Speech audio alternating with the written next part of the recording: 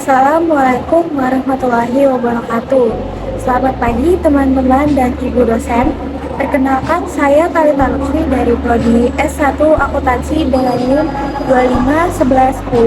251110243647. Pada kesempatan kali ini, saya ingin mempresentasikan materi mengenai perpajakan di Indonesia yang merupakan salah satu aspek yang sangat penting dalam bidang akuntansi dan juga memiliki peran besar dalam keberlangsungan negara.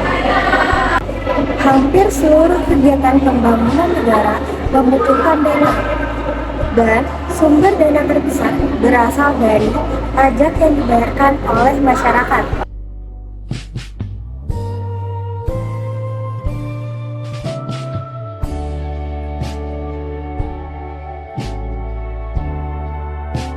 Pertama-tama, kita masuk ke pengertian pajak.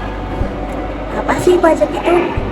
Pajak adalah kontribusi wajib yang dibayarkan kepada negara oleh orang pribadi maupun badan. Pajak bersifat memaksa berdasarkan undang-undang. Namun, masyarakat tidak mendapatkan imbalan secara langsung setelah membayarkan pajak. Walaupun tidak menerima imbalan secara langsung, hasil dari pajak sangat bermanfaat bagi masyarakat. Contohnya, seperti pembangunan jalan raya, sekolah, rumah sakit, jembatan, bantuan sosial, dan berbagai fasilitas umum lainnya. Jadi, sebenarnya pajak yang dibayarkan oleh masyarakat akan kembali lagi kepada masyarakat, tapi dalam bentuk pembangunan dan pelayanan publik.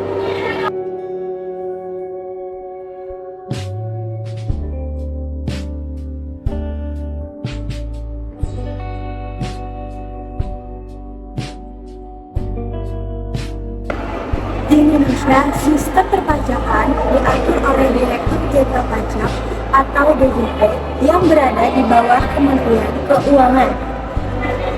Direktur Jenderal Pajak memiliki tugas untuk mengelola penerimaan pajak negara serta mengawasi pelaksanaan perpajakan di Indonesia. Sistem yang digunakan di Indonesia saat ini adalah self-assessment system. Artinya, wajib pajak diberikan kepercayaan untuk menghitung, membayar, dan melaporkan sendiri jumlah pajak yang harus dibayar sesuai dengan ketentuan yang berlaku. Dengan adanya sistem ini, masyarakat dituntut untuk lebih jujur, disiplin, dan sadar akan kewajibannya sebagai masyarakat untuk wajib pajak. Jadi pemerintah memberikan kepercayaannya kepada masyarakat untuk melaksanakan kewajiban perpajakan secara mandiri.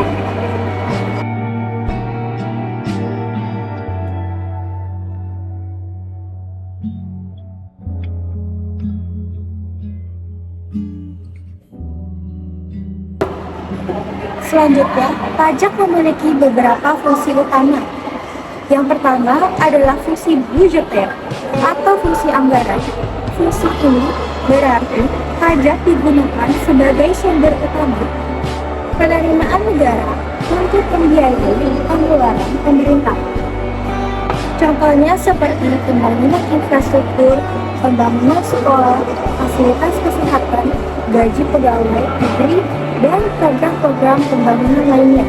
Kemudian yang kedua adalah fungsi reguler atau fungsi mengatur. Artinya, pajak digunakan sebagai alat untuk mengatur kebijakan ekonomi dan sosial masyarakat. Contohnya, pemerintah dapat menaikkan pajak terhadap barang tertentu untuk mengurangi penggunaannya, atau memberikan keringanan pajak untuk mendorong investasi dan perkembangan usaha. Selain itu, terdapat juga fungsi pemerataan. Fungsi ini bertujuan untuk membantu mengurangi kesenjangan sosial dan pemerataan pendapatan masyarakat. Melalui pajak, pemerintah dapat menyalurkan bantuan atau program pembangunan kepada masyarakat yang membutuhkan sehingga kesejahteraan masyarakat dapat meningkat.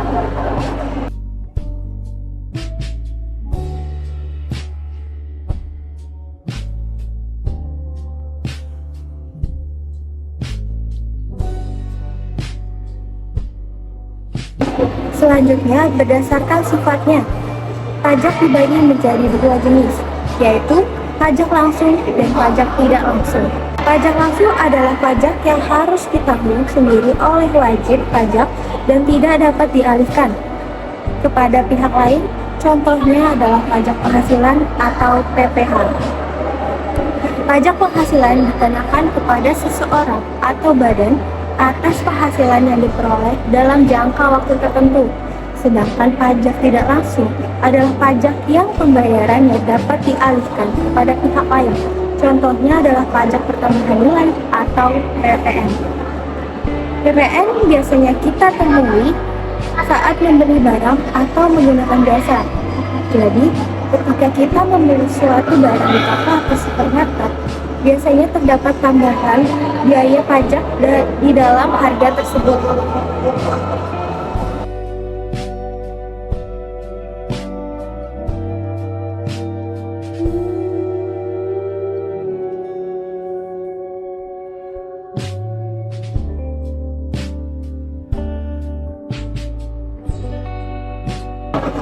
Berdasarkan lembaga pemungutnya, pajak dibagi menjadi pajak pusat dan pajak daerah. Pajak pusat dipungut oleh pemerintah pusat dan digunakan untuk kepentingan negara secara nasional. Contohnya adalah pajak penghasilan atau PPh, pajak pertambahan nilai atau PPN, serta bea matrai. Sedangkan pajak daerah dipungut oleh pemerintah daerah dan digunakan untuk membiayai kebutuhan daerah masing-masing. Contohnya seperti pajak kendaraan bermotor, pajak restoran, pajak hotel, dan pajak hiburan. Melalui pajak daerah, pemerintah dapat meningkatkan pembangunan dan fasilitas di daerahnya masing-masing.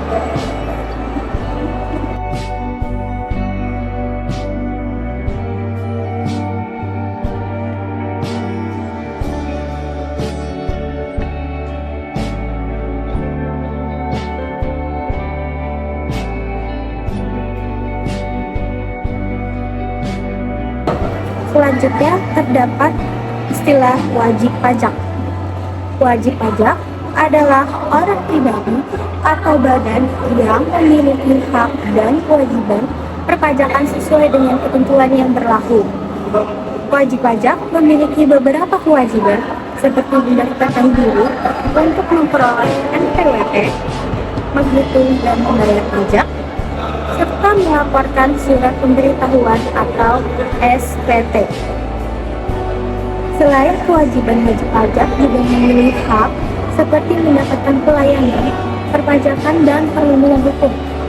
Karena itu, penting bagi masyarakat untuk memahami hak dan kewajiban perpajakan agar pelaksanaan pajak dapat berjalan dengan baik.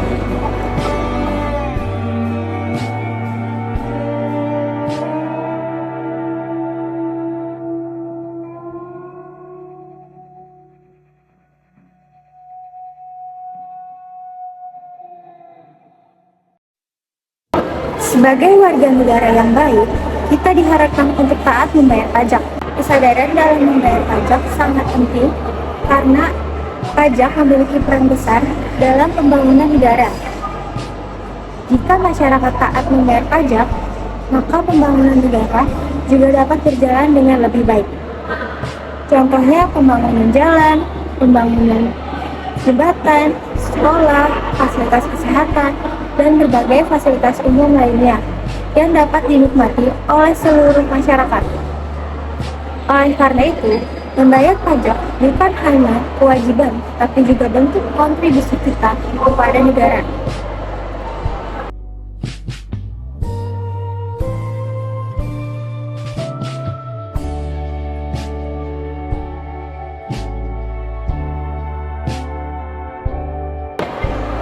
Sebagai kesimpulan, pajak memiliki peran yang sangat penting dalam pembangunan negara dan kesejahteraan masyarakat.